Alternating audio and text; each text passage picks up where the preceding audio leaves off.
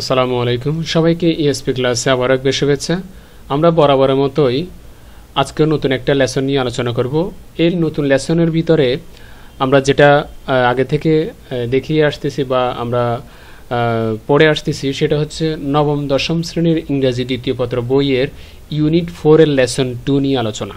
আমি আবারও বলছি, নবম দশম শ্রেণীর ইংরেজি দ্বিতীয় পত্র বইয়ের ইউনিট 4 এর লেসন 2 নিয়ে আলোচনা করে আসছি। আর লেসন 2-র হেডলাইনটা ছিল কি, টাইটেলটা ছিল দ্য প্রেজেন্ট কন্টিনিউয়াস। ওকে, এর আগে আমরা অ্যাক্টিভিটি 1 আলোচনা করেছিলাম, বিভিন্ন টপিকস নিয়ে আলোচনা করেছিলাম। সেখানে পার্ট 1 পার্ট 2 ছিল, আজকে হচ্ছে পার্ট 3। লেসন 2 এর আজকে হচ্ছে পার্ট 3।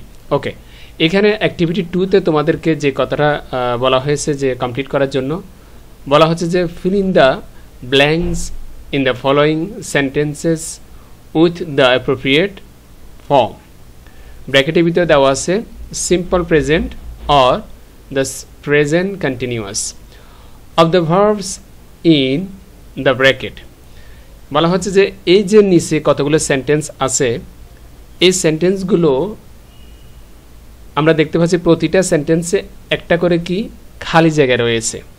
এই খালি জায়গাগুলো পাশে যে ব্র্যাকেট দেওয়া কতগুলো ভার্ব রয়েছে, এই ভার্বগুলোর সঠিক ব্যবহারটা আমরা যাতে করে এই খালি জায়গায় সঠিকভাবে বসাই, এই জন্য আমাদেরকে এই কাজটা করতে হবে। এই খালি জায়গায় ভার্বটা প্রেজেন্ট সিম্পলও হতে পারে অথবা প্রেজেন্ট কন্টিনিউয়াসে হতে পারে।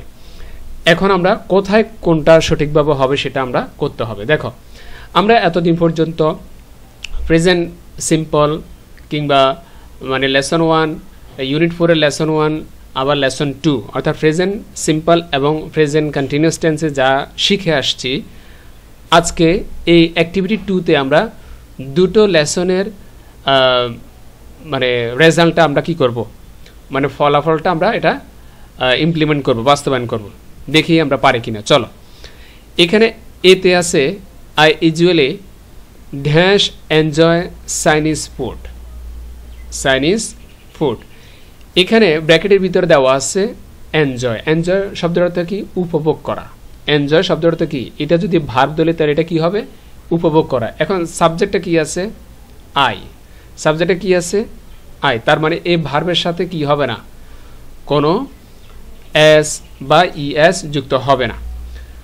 আর অর্থটা হচ্ছে এটা যে সচরাচর যদি কোনো সেন্টেন্সের ভিতরে সচরাচর যদি কোনো সেন্টেন্সের ভিতরে ইউজুয়ালি থাকে তাহলে সেটা প্রেজেন্ট সিম্পলে হয়ে থাকে। তো সেটা যদি প্রেজেন্ট সিম্পলে হয়ে থাকে তাহলে এটা সরাসরি যেভাবে আছে সেভাবে আমরা বসিয়ে দিব, কি? এনজয়।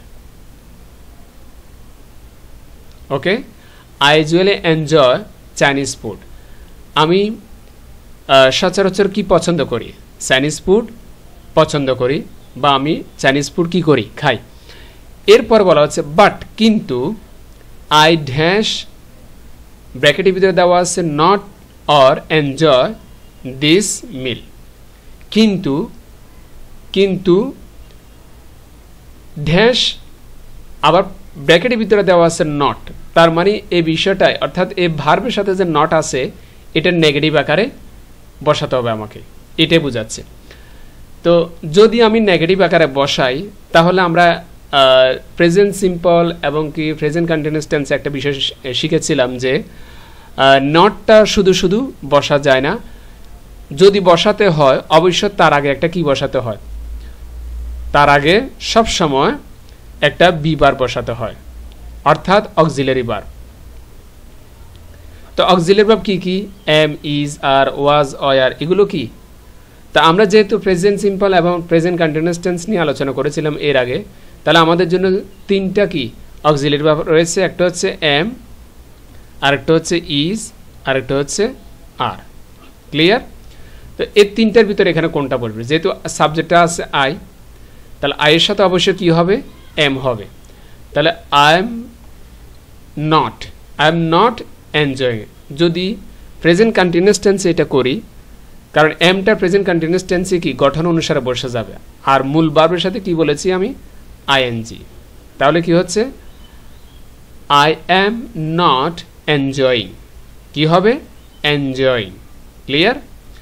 দিস মিল অর্থাৎ আমি চাইনিজ ফুড পছন্দ করি, ভালো, সচরাচর, কিন্তু আমি সেটা কি মানে এই খাবারটা অর্থাৎ চাইনিজ ফুডের এই খাবারটা আমি কি করি না, মানে খাই না বা আমি পছন্দ করি না এই অর্থে, বা করতেছি না এই অর্থে আমরা এই শব্দটাকে ব্র্যাকেটের ভিতরে শব্দটাকে নেগেটিভ আকারে আমরা কি করতে হবে, লিখতে হবে। তাহলে এই অংশটা হলো কি প্রেজেন্ট কন্টিনিউয়াস টেন্স, আর এই অংশটা হলো কি present simple tense. Clear?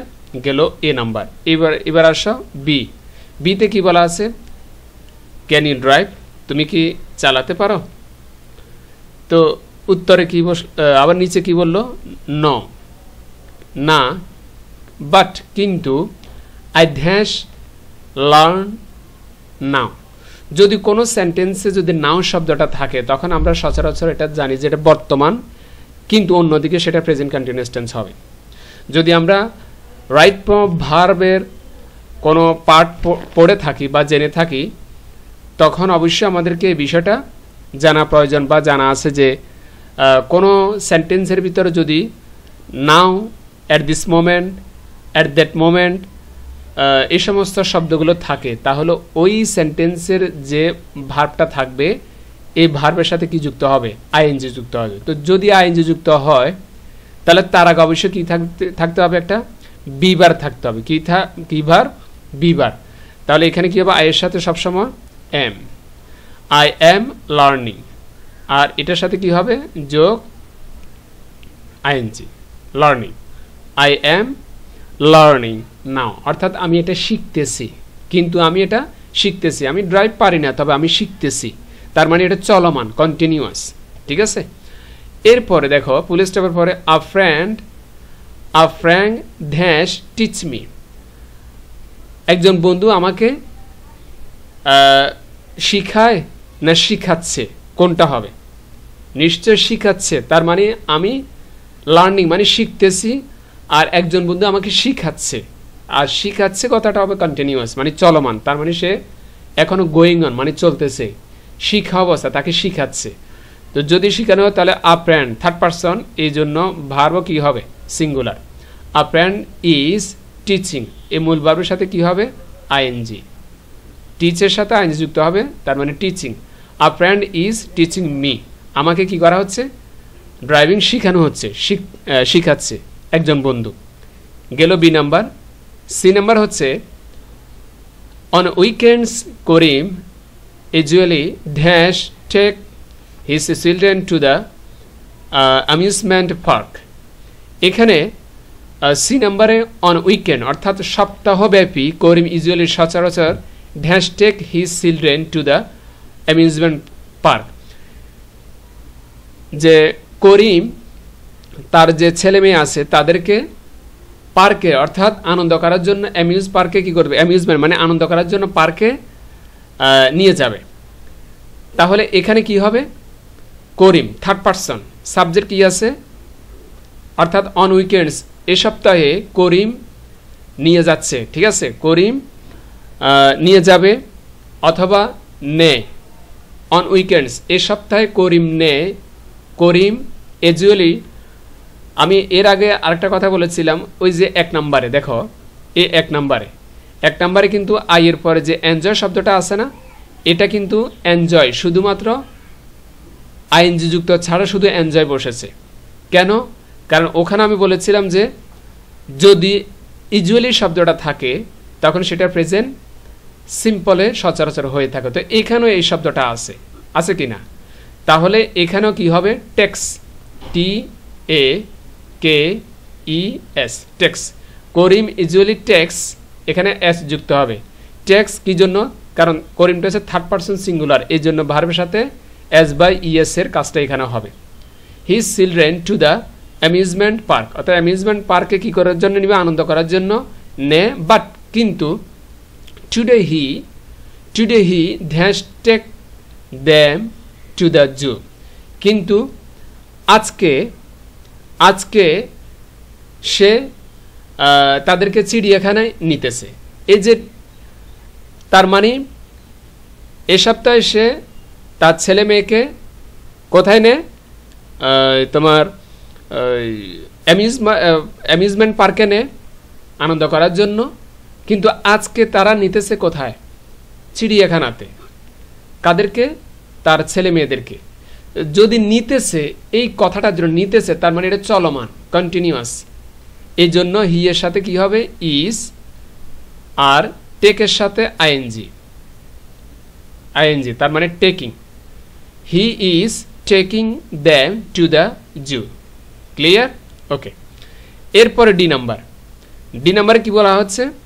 Y that man dash stand in the middle of the road, যে কেন ওই লোকটা রোডের মাঝখানে দাঁড়িয়ে আছে। ঠিক আছে, দাঁড়িয়ে আছে তার মানে সেটা চলমান, সে দাঁড়িয়ে আছে বা দাঁড়ানো অবস্থায়, মানে ওখানে চলমান আছে সে। কেন? এই যে চলমানটা, এই জন্য এখানে the why that man, a man third person একজন, এই জন্য এখানে কি হবে? ইজ হবে। ইজ স্ট্যান্ডিং, এটার সাথে কি হবে? I N G. Why that man is standing in the middle of the road, যে কেন ওই লোকটা রোডের মাঝখানে দাঁড়িয়ে আছে, তার মানে সেটা চলমান, দাঁড়িয়েই আছে। ওকে। এরপরে কি বলা হচ্ছে? He dash try to get across, সে চেষ্টা করতেছে মানে ওপারে পার হওয়ার জন্য। ওপারে কি হওয়ার জন্য? গেট অ্যাক্রস, যে এই পার থেকে ওপারে যাওয়ার জন্য সে চেষ্টা করে। তার মানে সে চেষ্টা করতেছে, মাঝখানে দাঁড়িয়ে সে চেষ্টা করতেছে, তার মানে সেটাও চলমান। যদি চলমান হয় তাহলে অবশ্যই হি এর সাথে ইজ এবং ট্রাই যেটা রয়েছে সেটার সাথে আইএনজি যোগ করে দিবে, trying. Clear? He is trying to get across, সে এই পার থেকে ওপারে পার হওয়ার জন্য চেষ্টা করতেছে। ওকে। এরপর বলা হচ্ছে he dash wait for a gap in the traffic, সে ট্রাফিকের যে মাঝখানে একটা গ্যাপ থাকে, এই গ্যাপের জন্যই মূলত কি করা হচ্ছে, মানে সে অপেক্ষা করতেছে, ওয়েট মানে সে অপেক্ষা করতেছে, তার মানে সেটাও চলমান, কন্টিনিউয়াস, চলতেছে। সে যদি একটু সময় পায় তাহলে সে কি করবে? সাথে সাথে পার হয়ে যাবে, তার মানে সেটা চলমান। তাহলে এখানে কি হবে? হি ইজ ওয়েটিং, এখানেও আইএনজি যুক্ত হবে, কিসের সাথে? ওয়েটের সাথে। He is waiting for a gap in the traffic, সে যদি ট্রাফিকের গ্যাপ পায় বা ফাঁক পায় তাহলে সে চলে যাবে, এটার জন্য সে অপেক্ষা করতেছে। গেল। এরপর হচ্ছে why he dash not use the subway, বলা হচ্ছে যে কেন সে বিকল্প কোনো কিছু ব্যবহার করতেছে না পার হওয়ার জন্য। তো এই অর্থে আমরা কি বলবো? যেহেতু প্রশ্ন, তাহলে সরাসরি তো আমরা ওয়াই এর পরে কি বসাতে পারি না, সাবজেক্ট বসাতে পারি না, অর্থাৎ হি শব্দটা ওয়াই এর পরে সচরাচর বসে না। আমরা এর আগে যখন প্রশ্নবোধক করেছি ডাব্লিউএইচ ওয়ার্ড দিয়ে, তখন ডাব্লিউএইচ ওয়ার্ডের পরে হয়তো অক্সিলিয়ারি ভার্ব থাকবে, মানে বি ভার্ব থাকে, নতবা ডু ভার্ব দিয়ে আমরা কি করেছি? ডাব্লিউএইচ ওয়ার্ডের পরে দিয়েছি। যেমন ডু ভার্ব কি কি? ডু, ডিড, ডাস, এই তিনটার ভিতরে যে কোনো একটা হবে। তো এখানে যেহেতু থার্ড পারসন সাবজেক্টটা, তাহলে অবশ্যই এখানে কি হবে? ডাসটা হবে। ক্লিয়ার? তাহলে ওয়াই ডাস, আমি আবার বলছি এখানে কি হবে? ডাস। তাহলে why does he not use the subway, শেষে আবার প্রশ্নবোধক চিহ্ন আছে। ঠিক আছে? Why does he not use the subway, মানে কেন সে বিকল্প কোনো রাস্তা বা সাবওয়ে, যেটা আমরা ফ্লাইওভার বলি, বা অন্য কোনো বিকল্প যেখান দিয়ে ফাঁকা আছে, অন্য কোনো রাস্তা খালি আছে, এগুলো কেন ব্যবহার করতেছি না, বা সে কেন ব্যবহার করতেছে না, বা ব্যবহার কেন করে না, এটাই প্রশ্ন করা হচ্ছে। তো এখানে যেহেতু এই যে নট শব্দটা আছে, এই নট শব্দটা সাবজেক্টের পরেই বসবে। সাবজেক্টটা কি?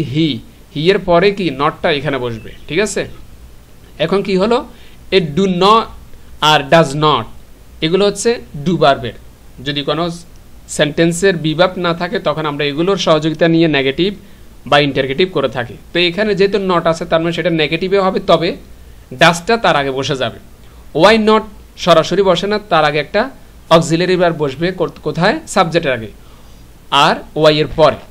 Y does he not use the subway, এটাই ভাবে হবে। এরপর দেখো লটস অফ পিপল, অনেকগুলো লোক, dash not bother to use the subway, যে অনেকগুলো লোক এই যে সাবওয়ে যেটা রয়েছে সেটা কি করে না? ব্যবহার করে না। অনেক লোক রয়েছে মানে তারা এটা ব্যবহার করতে তাদের কাছে বিরক্ত মনে হয়। বাদার মানে বিরক্ত লাগে বা বিরক্ত মনে হয়।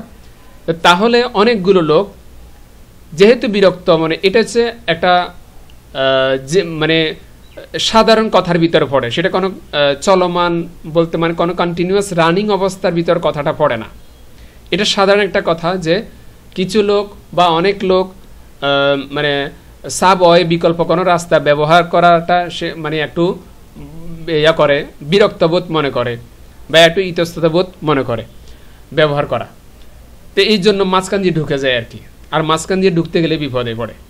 আচ্ছা, তাহলে এখানে যেহেতু সাধারণ একটা কথা, তাহলে এখানে বিভার যেহেতু নাই কিন্তু নট আছে, সেটাও তার মানে নেগেটিভে হবে, সেন্টেন্সটা নেগেটিভে হবে। তো এখানে নেগেটিভ যদি হয় তার মানে এখানে অবশ্যই তারা কি বসবে? ডু বসবে। তার মানে এখানে সাবজেক্ট হচ্ছে থার্ড পারসন, তবে প্লুরাল। লোক এখানে একজন না অনেকজন, এই জন্য এখানে কি হবে? ডু।